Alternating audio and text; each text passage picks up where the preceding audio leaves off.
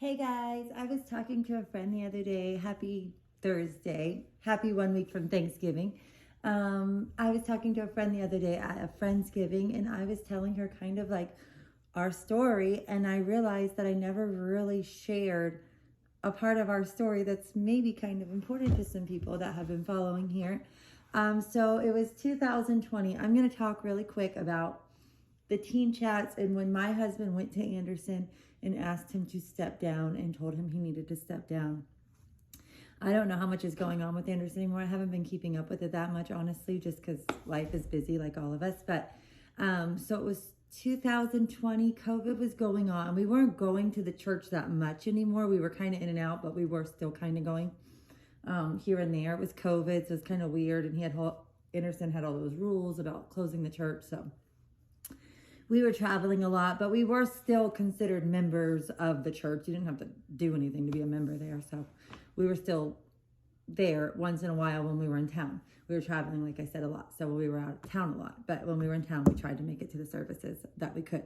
So it was, I forget the day of the week, but it was like a mid-morning lunchtime. I get a text from a friend that these group chats are coming out.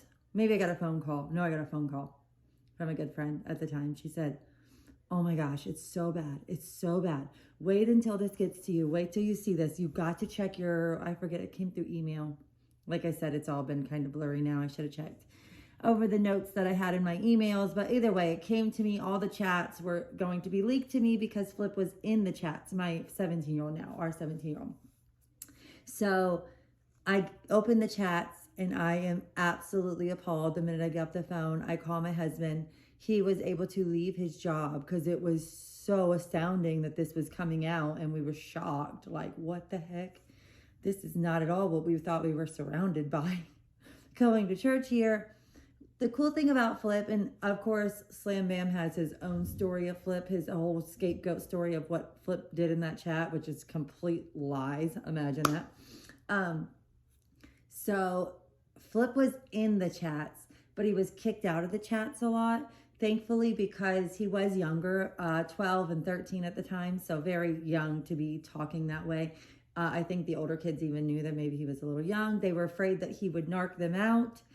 He would get kind of teased at church about being a narc, so they were young. No hard feelings towards the boys anymore. We've kind of all looked past that and realized they lived in a very demented upbringing, so the dimension of the chats. We've always said, that's going to come out. That's something in the home that's going on, which I'll get to that part. I'm going too fast. So the chats come out, friend calls. I say, oh my gosh, read the chats. James comes home. He reads over the chats. Like I said, there's tons of pages. Many of you that might watch this have read these chats. Flip is our son in there. Did he say the greatest things? No. Was he Googling most of them? Yes. Was I able to check that? Yes. It was really something because he honestly didn't know at the time what to write to not get kicked out. And it was this whole thing. He didn't want to get kicked out anymore because he wanted to be friends with kids. That's just normal. So he didn't see, thankfully, a lot of the chats. And to this day, he has never read the chats. He just doesn't want to. And I don't blame him. I don't want anybody to have to read that if they don't have to. So he still doesn't know what a lot of those chats say, probably about 95% of them.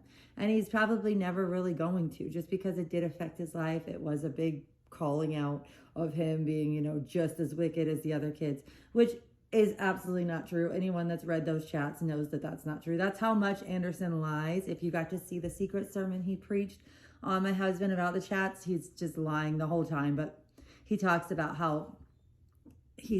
in the text messages that we're going to take Flip down too. We can't believe we're going to do this. And we're like, Flip's not going to be taken down. The fact is that you need to be taken down and sit down and get your home in order. So my husband comes home, reads the chats, goes right to the church. Anderson's at the church. We live 1 minute from the church. He lives right down the street still from us, 4 houses, but he's at the church. James texts him, "Can I talk to you?" "Yeah, I'm at the church." And, they don't really speak so very much, very, very lightly. There's this whole riff already where they don't like us, but James needs to talk to him about these chats. So he goes right up there. Anderson has, I think, heard about the chats by the time he got there, maybe a phone call. but he doesn't want to read the chats. And he tells James, I don't want to put that smut in my face. I've heard about it. And James like, well, you kind of have to. These are your kids. You've got to read this. Like, this is your responsibility. All of the parents had to read this. And he's just like, what do you think I should do? He asked James, and James is like, well, there's only really one thing to do, bud. This is a big problem. This isn't small. This isn't going to be covered up. But of course, he didn't like that answer, got very upset. Most of you that may be watching this, or a lot of you, have read a lot of material on all that it was exposed. From that point on, James came home. We realized, oh my gosh, he is not going to do at all what we thought he would. If we ever needed him to listen to his congregation, there's a problem. There's a lot of parents seeing a huge problem, a huge issue in the home must be going on if the kids are talking this way coming up. So, what happens next? At this point, they're getting really frustrated with us. Lucia's starting to be real mouthy with me, and then she's like, there's a restraining order on you guys. And I'm like, for sharing this email. All we were doing was sharing the chats with other pastors, other friends. Like, they're not going to budge on this. They think it's like brushed under the rug type material. This is where it has to go now, because they're not going to be at all going to cooperate with people telling them, hey, time to take a break, bud. Sorry you pastored well, but your home life is definitely not well. This is not a well-stated home life for kids to come out talking this way. Like 50 Shades of Baptist grade on steroids, and the stuff they wanted to do in the baptismals and all of that.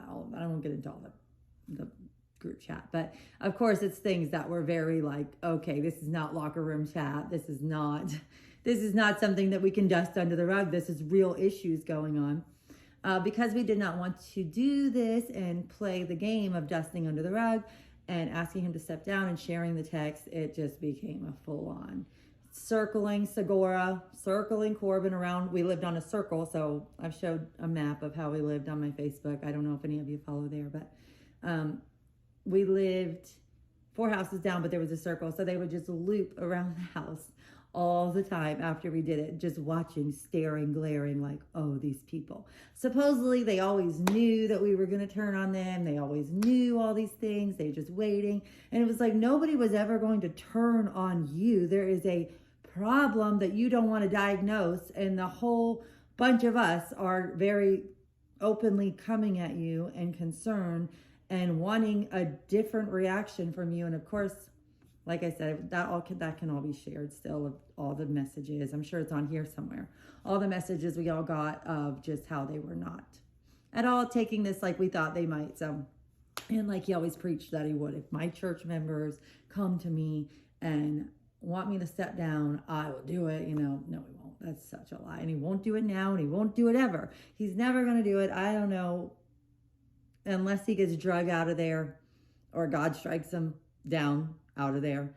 The guy's not getting behind that pulpit that he's created for himself, literally, through his whole fake ordination. So I just kind of wanted to tell that part of the story, that this happened in 2020. There was one night, I don't think my husband would mind me telling, we were moving because of this.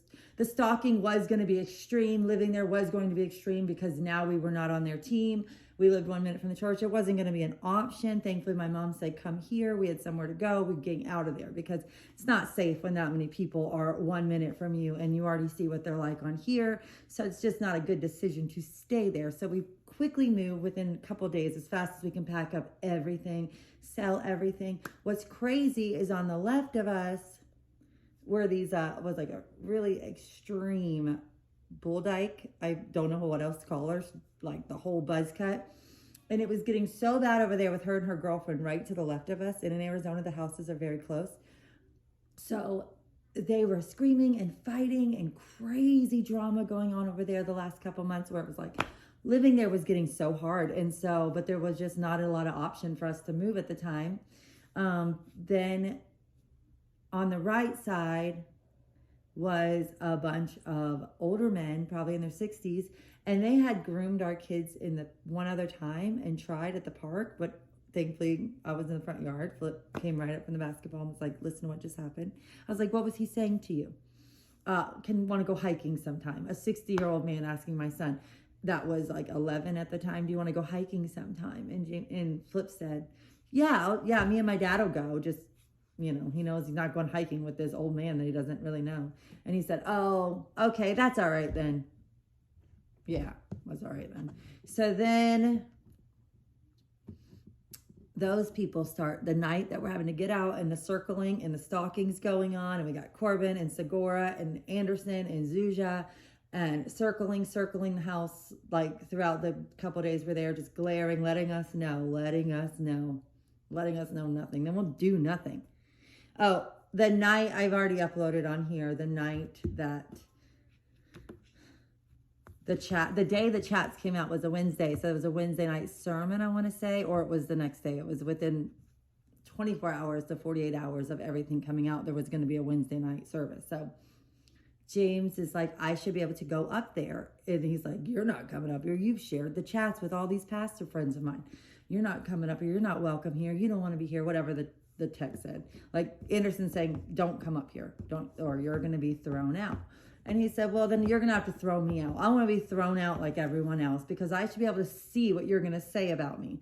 Of course, when he gets there, they're in the blinds looking.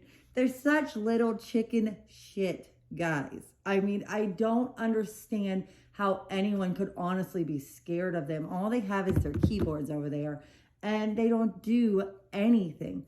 So one night, after that night, James goes up there to the service, and then that's already uploaded. They're waiting on them, and the lady that gets kicked out with him that night. So that shared the chats. All she did was share the chats, and that's the kind of treatment that she has to go through to come to church, because she literally shared chats that she found on her kid's computer. That's it. Like, unreal. It was getting so unreal, just like this situation where you're like, you couldn't make this stuff up if you tried. So, sorry, I'm all over the place because I didn't take notes again. I should have.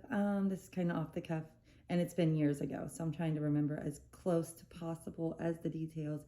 James goes up to the church, gets kicked out with the lady, all uploaded on here, so you can go watch that if you want. It's under I have a category now for Slam Bam. I hope you guys see that playlist, so that if you're coming here looking for that content, you don't have to go through all the other stuff. So they come home. That's when the stalking starts after the service. Doesn't really go very far because he can't come in the church. He can't even come in to listen. Thankfully, our friend went in there secretly and filmed it all because they think they're so clever with turning the cameras off, but they don't realize that almost every secret sermon gets filmed. It's so funny. So then days go by, stalking, we leave. I think that's the most of the story. One night, James is walking to Wingstop. Okay, so, the night before we're leaving, they are out there, the men on the right side of our house. And these houses are sandwiched together, so there's not a lot of space. And they're literally taking pictures when we're not looking and trying to sell our stuff to Craigslist or whoever will come get it, free stuff. We got to go. We got to get out of here. We weren't planning on moving, but come take everything we have. We got to go in our car now. So we go in our car now, and these guys are starting to take pictures when we're getting, like, my husband worked out with humongous tractor tires, so we're putting those on trucks and all his workout equipment and our trampolines. I mean, everything has to go. So that's a lot of work. So while we're doing that in our front yard, they're taking pictures of our kids. So that was busted. James went absolutely ape shit on them and crazy on them and freaked out on them. And then these lesbians on this side, and then Anderson and his freak self wife over there on this side. It was like, God help us all. We got to get out of here. Now, this is a horrible street to live on. And since then, we have lived on beautiful places, beautiful homes, beautiful neighbors, amazing environment. So it was just a season of life that God had us go through. And even now, it's like absolutely baffling that we could ever move there or go there, because we have completely changed all of those views, realizing how small-minded they are years ago. So I'm not going to get into all the beliefs and all that, but that was, one night, this is the last part that I keep trying to say, I don't want to forget. Wingstop. We're going to eat Wingstop. We're packed up. We're getting all the food out, everything out to get out of there. And James walks up to Wingstop, which was like a 5-6 minute walk up the street, not far. Anderson, it's dark. Slam Bam, I don't even like to say his name. is on a street corner, and it's kind of like dark, the dusk side of dark, like starting to get pretty dark. And he's just out there pacing, because we saw him trying, when he had stuff go on in life, when the internet goes crazy, that guy's in the park just on the phone all day, laps, talking with so many people, trying to figure out his shit, because it's crazy whenever it busts. So we've seen him act that way the last couple of days, being on the phone, looking at us, being on the phone out there, letting me know. But it's just the two of them in the street at night on a corner, and he's at a stop sign, probably on the phone. I don't remember if James said he was on the phone. And James has to walk right by him, and it's the two of them. And at this point, everything's out in the open. They're never, ever going to be friends. Not that they ever really were, but this is never, ever, like, this is bad. He's already had the secret sermon whenever he sees him. He's already been kicked out. So we're thinking, oh, this, James is like, here we go. Let's go. Like, I guess this guy's probably going to take out his anger on me. Not a thing. Didn't do a thing. Like, didn't even say a word to him. The guy is the biggest little coward, crawl in his little hole, scared to death. All he has is his little wooden box and his big soapbox on here, whenever that worked for him. But in real life, he is literally the biggest little pansy ever. It's all a big smoke show. So anyway, all that to say, I wanted to share that with you guys. I hope you enjoyed it. And it wasn't too gossipy. It was just our story. If you have any questions, I will definitely answer them. And if I can get James on the line again, we will definitely do that too. He's just really busy these days. So I hope you enjoyed that story. And I can tell more if you like personal stories like that. If not, we can let it go.